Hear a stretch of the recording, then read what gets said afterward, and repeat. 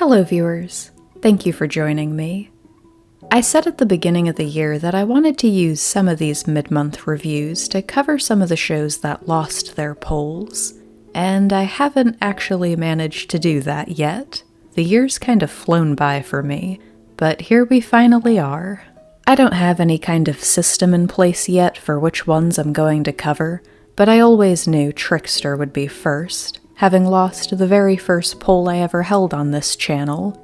Shout out to the one person who voted for it over Hyoka. I hope you've stuck around to see it finally get reviewed. Trickster follows a group known as the Boys Detective Club. They're a real detective agency, but one that's staffed almost entirely by teenagers. A man named Akechi Kogoro is the official leader, though he's often nowhere to be found, can't be counted on to show up when they do call him for help, and seems to do his best not to get attached to any of the kids working under him. Inoue is the responsible one, the one who keeps everyone else in line and keeps the place running when Akechi's not around. To be honest, I was several episodes in before I realized he wasn't an adult himself. Not until I saw him attending classes at the high school, conducting business with some of their more part-time members, a pair of boys from the science club who make all the fancy gadgets they use out in the field. The Boys Detective Club is a little bit of a misnomer, because they wouldn't be half as successful as they are without Noro, their master hacker who never leaves her apartment. Noro's got an eye on every surveillance camera and computer system in the city. She actually skipped both middle and high school, and seems to have breezed through college. She's both the youngest and the smartest on the team. And finally, we've got Kensuke Hanasaki. He's not a new recruit, but he is the bright-eyed, energetic, overly ambitious one. The excitable, reckless one who tends to disobey orders and go off on his own. When you meet him in episode 1, he's been assigned to find somebody's lost dog, clearly to be kept away from the more dangerous, higher-stakes case everybody else is working on. But he manages to find trouble anyway, a boy trying to commit suicide by jumping from a skyscraper. But some sort of force field erupts around him before he can make impact, leaving him completely unharmed. This boy is Yoshio Kobayashi. He's suffering from amnesia and knows only 2 things about himself: his name, and that he apparently can't die. Kensuke is fascinated, of course. He thinks Kobayashi's power is the coolest thing ever, and wants nothing more than to play with it a bit.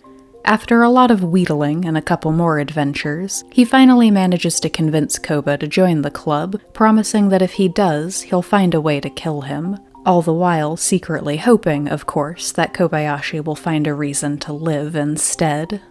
I thought this series got off to a really strong start. Hanasaki and Kobayashi's friendship was everything I wanted it to be. They were such a fun duo. Kobayashi was gloomy, deadpan, and unintentionally hilarious every step of the way. He's as stubborn as they come, and selfish in a very natural way.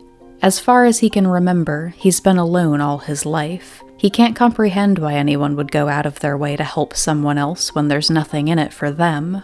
Watching Hanasaki, and then the other club members, show him the value in that, and the warm, fuzzy feelings I got from seeing him make his first friends, of course, was one of the biggest highlights in the early show. And Hanasaki was a highlight in and of himself. He was so upbeat and high-spirited, the kind of character who's hard not to like.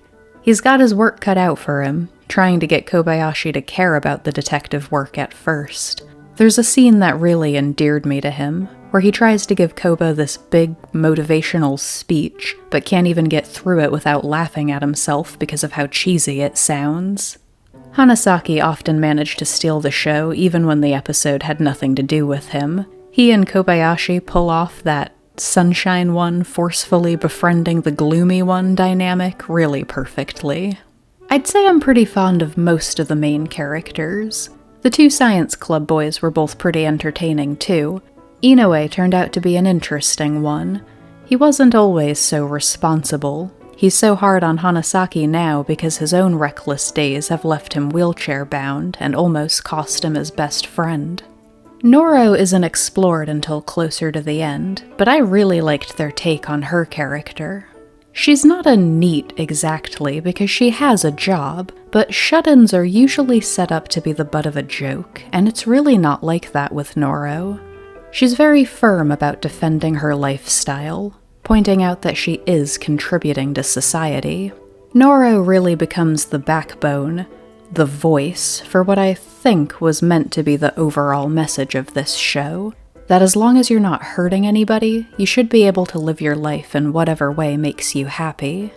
I wish I could say definitively that I know the overarching message this show was going for, but unfortunately, we've reached the end of Trickster's positives.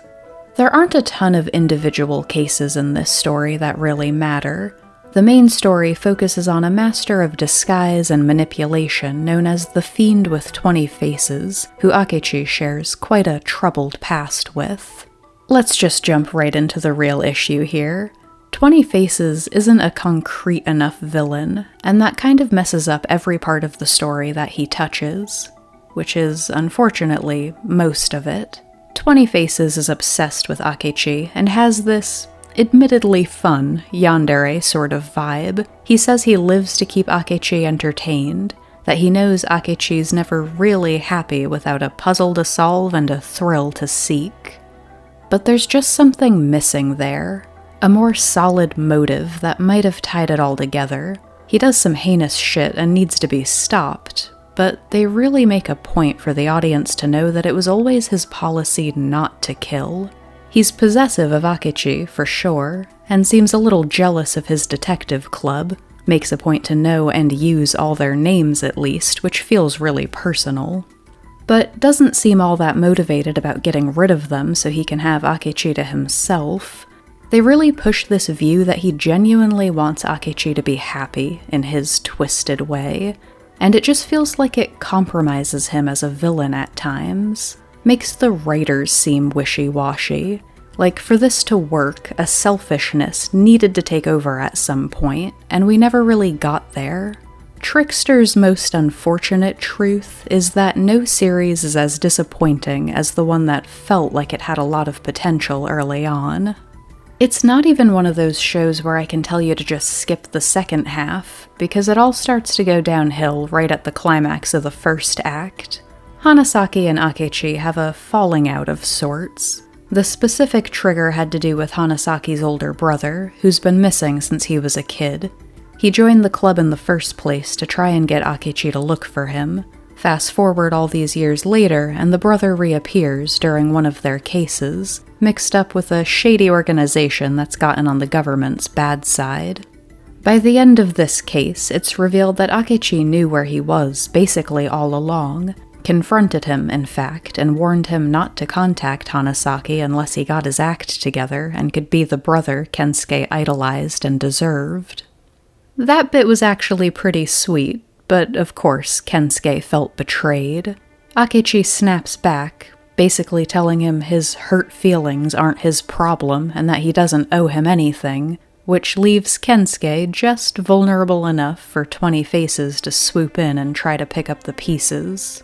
Kensuke only goes over to the dark side very briefly, but it colors his outlook and all of his actions for the rest of the series. It is possibly the most defining event of the whole show, which is a problem, because it just wasn't credible. The writers did not succeed in selling me on 20 Faces' manipulation, especially because Kensuke is good-hearted and kind of an open book, but not actually overly trusting or the most gullible person on the planet, which he would have had to be for this to work. They actually established that he's a pretty intuitive person, good at reading people and their intentions, so I don't think it was enough for 20 Faces to catch him at a weak moment. He still needed a pretty compelling argument for Kensuke to switch sides, and I just didn't see it. Which is all wrapped up in 20 Faces being too vague as a villain. He brings up the start of a really good argument. Kensuke wants to be a hero. The specific trigger was the drama with his brother, but this isn't the first time he and Akechi have clashed over the way the agency was being run. Kensuke wants to act on every injustice he comes across. Akechi is running a business, generally inclined not to lift a finger to help anyone unless they're paying him to. This is actually a pretty good setup for a conflict between our heroes, but even if Kensuke doesn't want to follow Akechi anymore, there are still quite a few bases to cover before I'll buy him running into the arms of the man who's constantly putting all his friends' lives in danger, who's also working against everything Kensuke stands for. What was missing here was an ideology. What does 20 Faces really want? How does he justify his own actions to get Kensuke to trust him? That's kinda just glossed over. He gets into Kensuke's head, and he makes some fair points about Akechi, but without that last piece, this betrayal that the rest of the story hinges on just doesn't work. Which is a shame, because I saw a lot of potential in this conflict too.